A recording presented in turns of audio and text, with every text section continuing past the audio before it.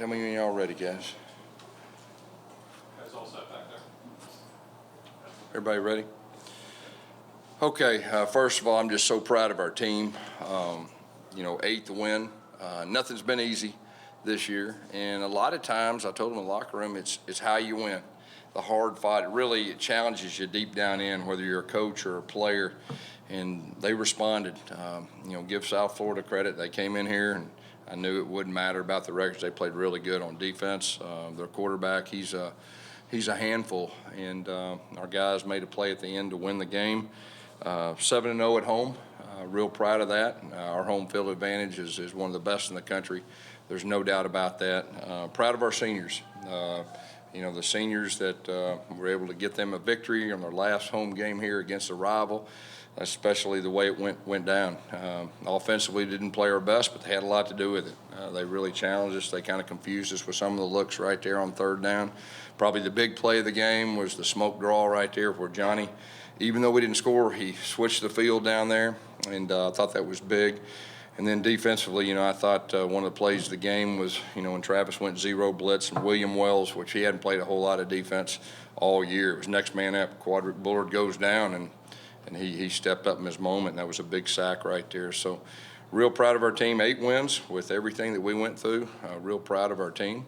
We're building the foundation.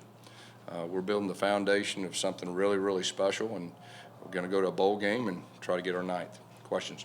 Because there was some confusion at the end of the game a little bit on, his knee was down. And it looked like they were about to line up for another play. How quickly did you get off that platform to argue that when it looked like? Yeah, no, I knew the game was over. It's either we're going to go ace victory and kneel it, or, his knee was down in the 10-second runoff. So I know everybody was kind of freaking out, but I knew the game was over. And, you just kind of wait and let it play off and let him announce it.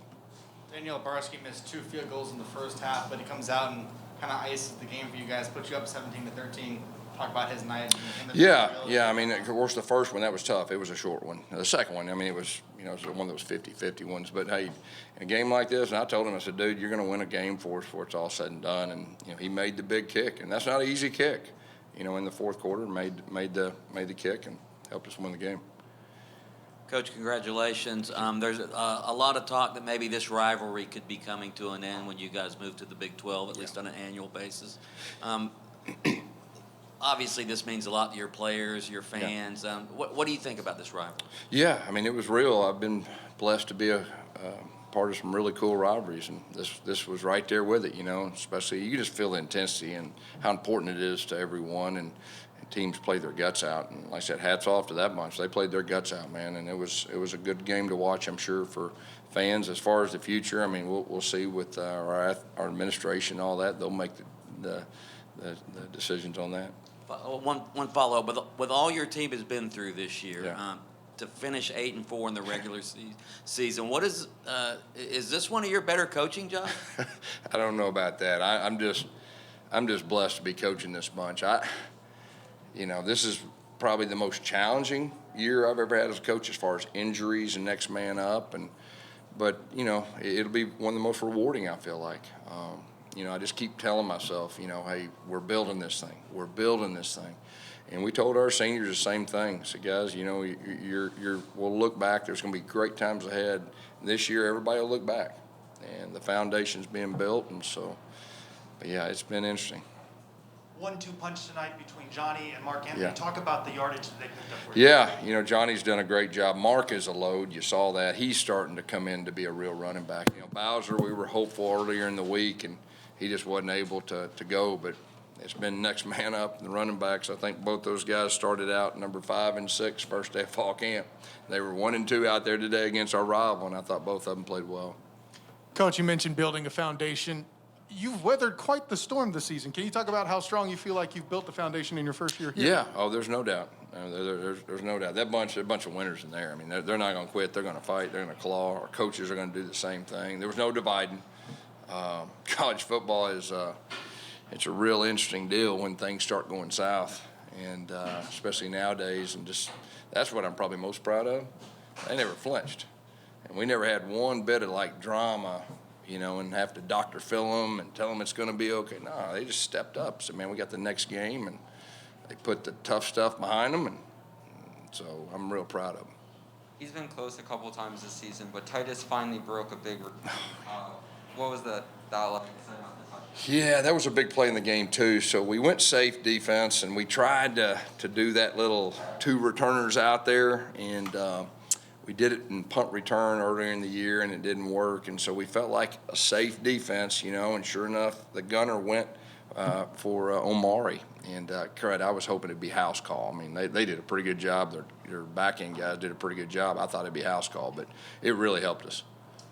Coach, I know you have 1 game left, but can you sum up Mikey's regular season? He helped you guys win 6 games out of the bullpen. So I mean, just think, he's 18 years old.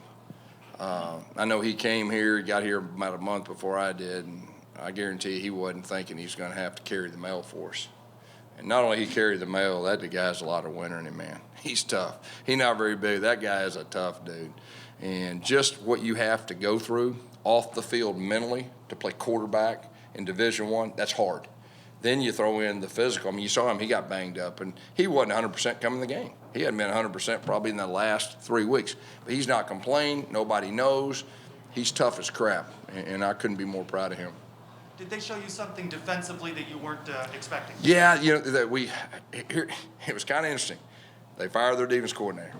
And then you say, okay, well, they're going to probably do something different, or the coach wasn't happy. So we figured they'd blitz more. We figured they'd play more man. We tried to hit a couple shots early, and protection kind of broke down, and they just kept blitzing. It was a blitz fest. And that's the way it works. If you don't hurt somebody from blitzing, they're going to continue to do it. And we never really hurt them.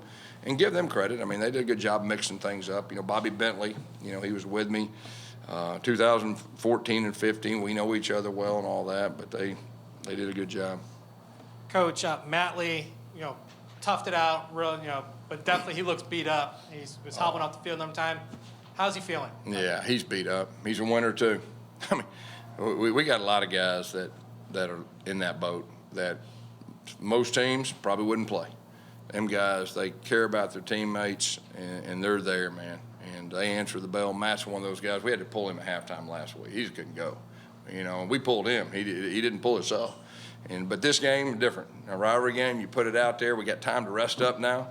Got time to heal up, and we'll figure out where we're going bowling. You just talked about Titus's pump, but that eventually led to that Mikey to Brandon Johnson touch on the corner. Just talk about that play. You put it in the perfect spot. You had to score. Yeah, we went, of course, we had Charlie, our true freshman, 6'7" guy, and we tried to throw the fade. He let the guy push him out of bounds. And so we have 2 plays we worked all year. When you got a true freshman quarterback, you got to be very specific. And so, every Sunday we'd work fade left and right. And then we'd bring Brandon in, and our play was the get 2 yards end zone and back shoulder at the pylon. So it really worked out back to back. It looked like the same look, and they executed. It wasn't easy. That's a hard throw. That's a hard route. A little stress right there on the headsets. I mean, it was like that, and you're sitting there thinking, okay, it's 6 inches. All right, it's 4th down. Are we going to go for it, or are we going to kick a field goal? That's the communication that goes through when you're waiting for the review. Now, I thought it was a touchdown, but crap, the way this year's went, who knows? Well, Mikey Keene, obviously led you to victory. Dylan Gabriel, again, not able to play. What discussions have you had with him, and how is he feeling? Yeah, he was sick this week. Wasn't able to play. Coach, there's talk that you guys could play the winner of the Florida State game in a bowl game. How would you feel about that? Yeah, hey man, like I said when I first got hired, man, we'll play anybody. I mean, it's a bowl. It's a chance to win 9 games. I mean, we're very excited to go bowling wherever we are, whoever we're playing. I mean, we're going to be extremely excited. At 3-3, you said most teams don't get better in the second half Yeah. of the season, but you thought yours could. Why did your team go 5-1 down the stretch? It was hard. It's all our players. They just decided to do it. We went 5-1 and 3-3. I mean, it wasn't real good. Now, it wasn't a lot of fun then. And we were going through a transition of quarterbacks. We had KD. We lost him. Our best defensive player. But our guys fought, man. That's what I remember. I remember the 5-1. And it wasn't easy tonight, but we found a way to win. And 5-1, that last 6 games, probably not very many teams around the country that can say that. Coach, can you talk more about the atmosphere, particularly late in the game? Yeah. The crowd was loud. I think they maybe, helped execute yeah. a false start there that kind of thwarted one of their drives. No doubt, it got loud now, and you could feel it now. You could feel the intensity. And then, like I said before, they've willed us to win. I mean, Tulane, they willed us to win. East Carolina, that was real similar to that, and they willed us to win. And just so thankful for our fan base being patient with us. I know it hadn't been the bells and whistles and everything. It's going to be, but I really appreciate our fan base hanging with us, being patient. Really good times ahead. On the bowl game again, what's next for this team? What will go into the process of kind of choosing that bowl you want to play in? Yeah. I'll get with Terry, and we'll figure out what that looks like. We're going to enjoy this one. I'm going to sleep late tomorrow. All right, that's what I'm going to do. Watch a little football. I'm going to hang out with my wife, which I hadn't seen all season, and then we'll figure out what that next step is. Coach, yeah, 3 seniors on the offensive line group. Can you just talk about the leaders on this team? Yeah, our offensive line, they've carried the mail for us. I mean, they're the guys we really relied on, especially during the transition with a true freshman quarterback, and couldn't be more proud of those guys. They've been consistent. There's some tough guys up front. They played a lot of football, and so they really are some of our leaders. Okay? Thank y'all. Thanks, Coach.